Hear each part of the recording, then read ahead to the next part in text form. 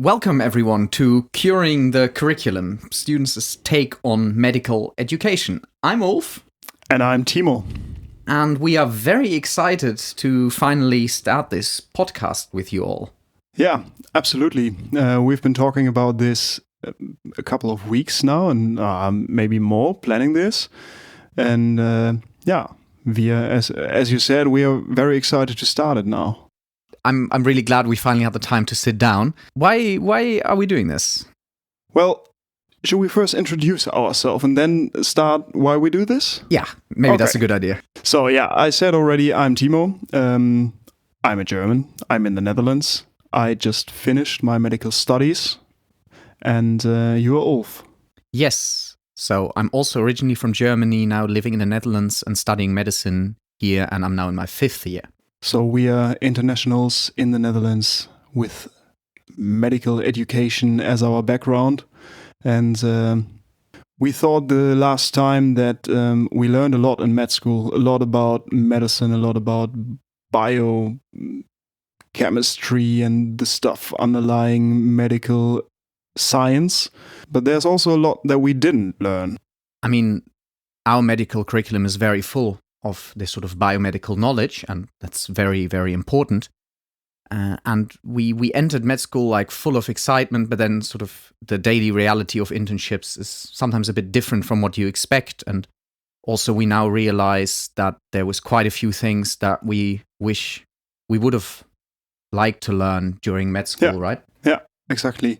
So we discovered that we also learned a lot which was not originally in the curriculum. I mean, our curriculum was filled with not only the biomedical stuff, but also other very important, very necessary knowledge and skills, like conversation trainings that we had to talk to patients. And I guess this is already pretty advanced for a medical curriculum, because it's not true for every country that students are trained in conversation skills.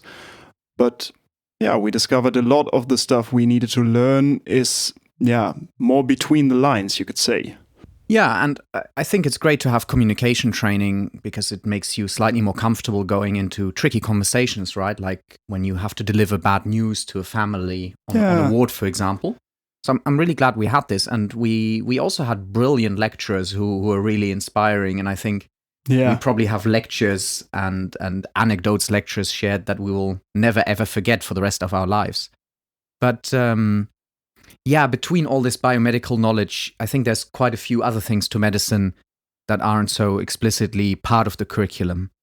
Now, I remember, for example, how everyone struggled really when it went from just the lectures to being part of the clinics, doing clinical rotations, shadowing the attending doctors, physicians, and it was all pretty exciting because, I mean, everyone was super nice, or most of the times they were super nice, but still, it's exciting, and there are many unspoken rules that you kind of need to know. And then, we are here as internationals, so there is a culture that you need to know behind the unspoken rules. No one really can tell you what those rules are.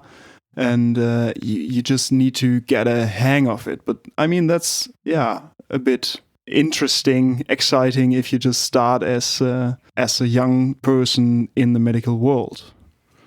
And I think us as Germans, we are relatively close to the Dutch context culturally. Yet we noticed a lot of things that our Dutch fellow students didn't struggle with that we struggled with. So I think it was quite eye-opening, at least for me, to go to a different country and see how things work out here. And it's just very, very different to Germany. And otherwise, the countries are quite similar in many regards. Yeah, and I think this is not only true for Germany and the Netherlands, because I think medicine is a field where many people choose to study abroad and maybe widen their horizon and getting to know another culture, maybe because the study there is better, maybe because of money reasons, maybe because it's too difficult to get into a study in your own country, you then go somewhere else. So I think, medicine is like an intercultural thing where you have medical students from different backgrounds in one study, trying to understand these unspoken rules, the culture in the hospital, in the clinics, following the consultants, speaking to other doctors, understanding the hierarchy. And I think this is not only true here for the Netherlands, and we as Germans coming from a slightly different system, but also for other people all around the world. The medical culture, I think, is rather interesting, and especially having a conversation with people from different contexts. I always very much enjoy these conversations and see how differently things can be done. There's so many ways that sort of lead to Rome. And also the culture within a curriculum, right? So for us, we had a bachelor-master system. So we had 3 years of lectures in the bachelor, sort of theoretic knowledge. We did have lectures with patients. We did have communication training, but a lot of theory, applying it a little bit, but not really running around the hospital yet. So we also, most days, we found ourselves sort of cramming information for exams and just sort of studying for the exam. And that also, I think, made that we didn't always know why we're learning certain things. And then in the master here, you finally get to go to the clinics, and you get to play doctor. And the idea is that after 3 years of both practical training, but also doing a lot of clinical rotations, you are sort of qualified enough to be a junior doctor. Yeah, exactly. Yeah, and I mean, also there are many things that you discover along the way of theoretical knowledge that you might think about, okay, I would have wanted to learn that a bit earlier. Just to give one example, like lifestyle medicine, which is kind of part of our curriculum, or was. But then on the other hand, you have, so much knowledge out there about healthy food and stuff like that.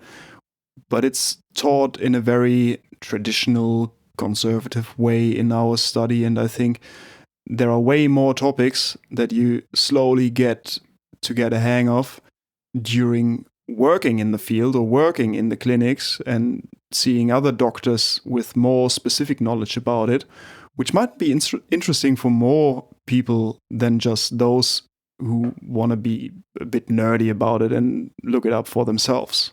No, I completely agree. And I think nutrition, for example, is very important. But yeah, to me, it also really wasn't presented sort of in a sexy way in The Bachelor that I really got excited about it. And also then the curriculum here now tried to implement more of these sort of things. Also, social medicine became a big topic. And they tried to really add more of the context to the encounter with a patient, not just being a physician and treating a disease, but treating a human being and taking everything that plays a role in disease processes, but also in sort of the patient well-being into account. But also, we didn't really get exam questions on it. And in the end, I think a lot of students just went back to the biomedical knowledge that gets tested on the exam and focus on that. And I think that's a little bit of a shame. Yeah, I agree. Yeah, having said that, this is kind of the reason why we wanted to start this podcast, because we met people who, are very enthusiastic about topics where we found, or where we thought, now this might be interesting for more people, and we wanted to learn from them, maybe help you guys to learn from them as well. There's so many things you don't learn from a textbook or PowerPoint presentation. You sort of just pick it up as you walk the corridors of a hospital, or you get advice from fellow students about what to do, what not to do.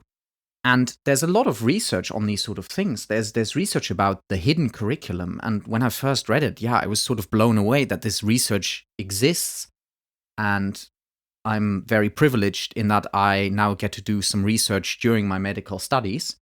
And I therefore got exposed to a lot of these researchers. I've gone to some conferences where people presented these sort of insights. And it's really helped me to navigate my internships a lot better and made me realize certain things that are going on that I would have never otherwise noticed. Can you give me an example of what you learned and then took to practice in your own rotations? Yeah, it's mostly about sort of the unspoken rules that over the years in med school you sort of absorb. Like, for example, the hierarchies between doctors. And the Netherlands is a very unhierarchical country. It's relatively low on the hierarchy. So when you say you in English in the Netherlands, we have two versions of you, an informal one and a formal one. We have the same in Germany. And in Germany, usually if you accompany a doctor, you would always use the formal one. Whereas here in the Netherlands, most doctors will instantly offer you the informal version. They will introduce themselves with the first name, even if they're the head of the department. Yeah. Like a professor of a department here will just introduce themselves with the first name. Yeah. So the hierarchy here is a lot lower, but also it's not really discussed. And there's a lot of hierarchy between nurses and doctors still, and then doctors and interns and nurses.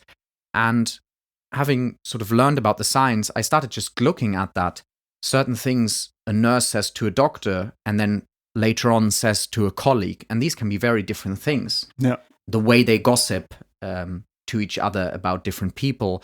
Also the way then sort of a nurse and a doctor might unite gossiping about a patient. And this is just one example, but there's a lot of things going on, I think. And we are so busy with doing our clinical work that, yeah, I at least never sort of realized it until I learned about it.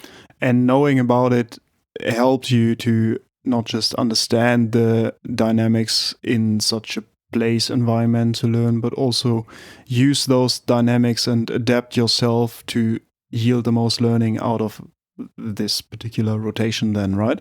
Yeah, I think it really helps with learning about it and also really making things explicit for yourself and explicitly deciding whether you want to adopt a certain behavior later on as a doctor. So whether you think it's a sort of a good or a bad behavior, to make it very black and white.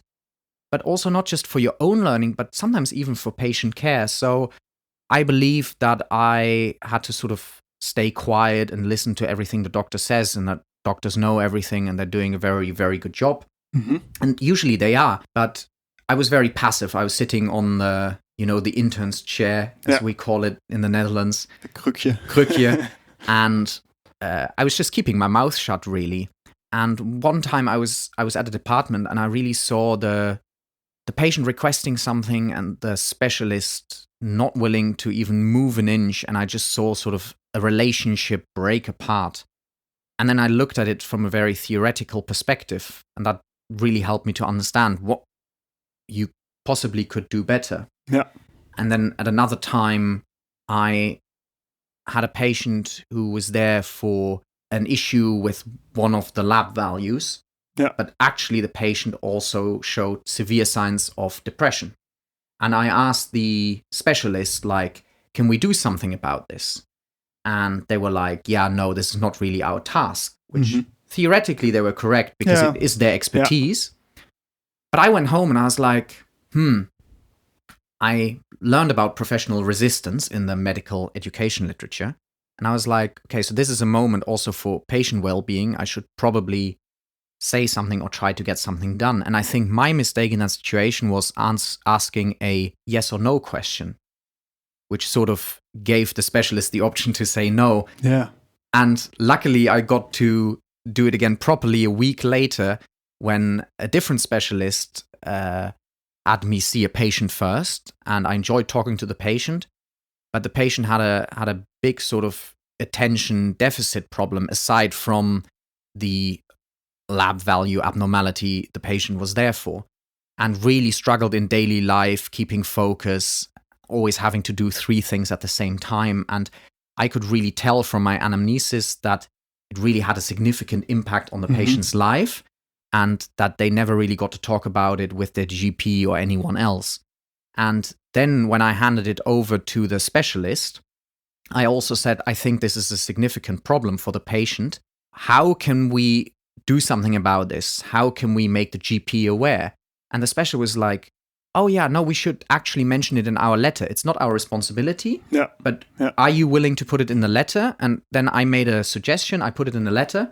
Yeah. And then later on, I went back to the specialist, and the specialist signed off the letter and even put my name underneath it. And that was a moment where I realized that actually sort of applying these principles I learned not only helped me, but also helped the patient primarily. Yeah. So it's not really about manipulating the doctor to do something about a problem he don't want to address in the first place. It's more about effective communication that you learned and how to, implement that to, in the end, help the patient to, get the right help, I guess. Yes, and that's one example. And I think there's many people probably realize over the years sort of what these insights, they were sort of a catalyst for me, and they really sped this process for me. Also sort of realizing it's okay to also disagree with a specialist. Yeah. But the way you bring that is crucial in not sort of building resistance, but nudging them in a way that actually you make clear it's for the well-being of the patient or something else, and not it's just you disagreeing with them. Yeah. So I mean, this is one example what we want to highlight maybe in this podcast in the upcoming episodes about communication skills that you might want to have in your future career as a medical specialist, as a medical professional.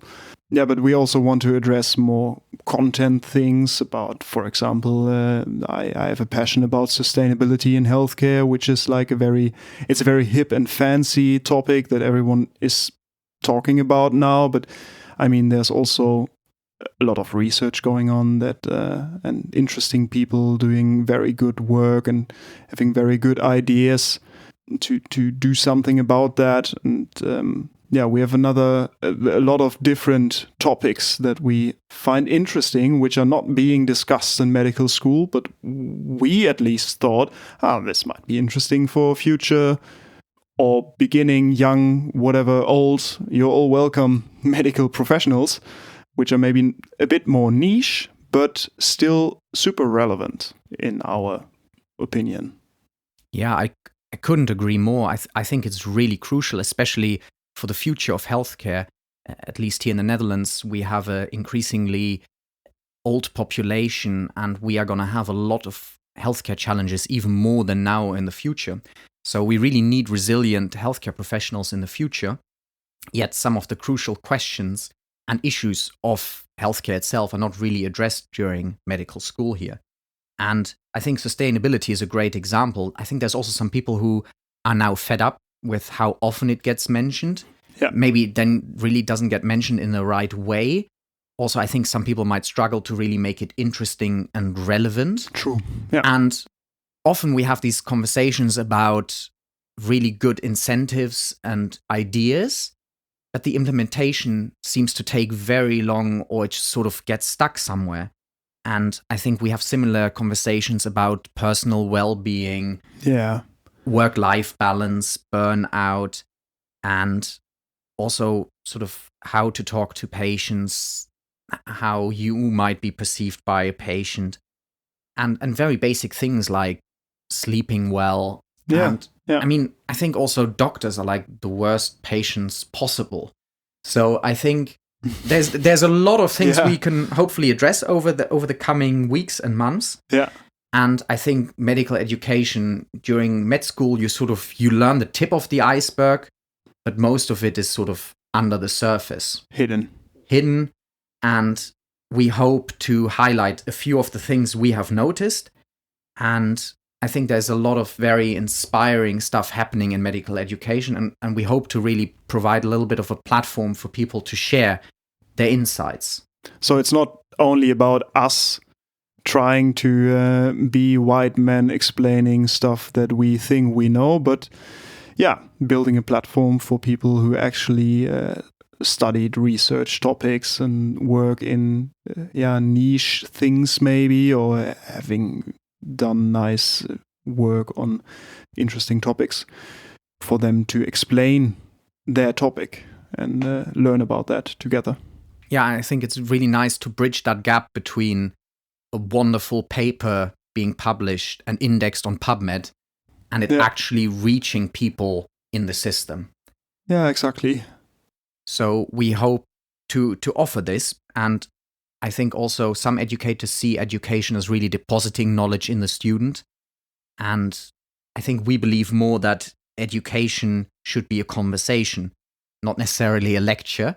So that's also why we would like to make this podcast an open platform for anyone who's interested to host an episode, to suggest an idea.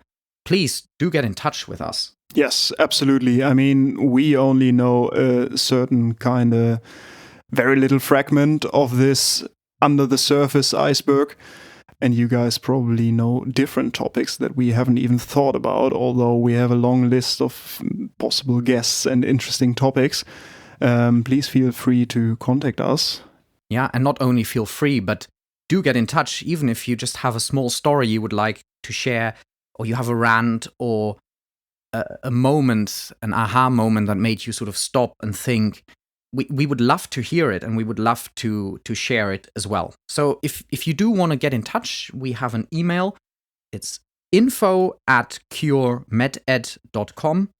So that's info@curemed.com. Without any dots in between or anything else. No, only a dot before the Yeah. com. And we also will start an Instagram under the handle Curing the Curriculum. No spaces or dots either. So yeah, we know the Dutch system now a little bit. We're in the north of the Netherlands, and we would love to hear what it's like wherever you are.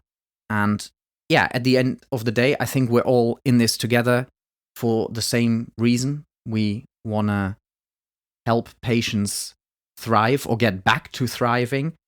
And yeah, we have a system that trains the future generation of doctors, and maybe we can help shape it a little bit. Wonderfully said.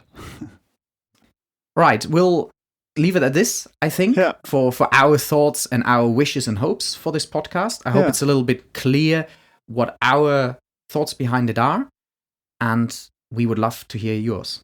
Yeah, thanks for listening to this intro episode. And I hope you stay with us for the upcoming time. I'm looking forward to Same. what's going to be, I think, a rather interesting ride with a lot of different topics that I think too. are rather important. Me too. Yeah. Anyway, take care. Bye.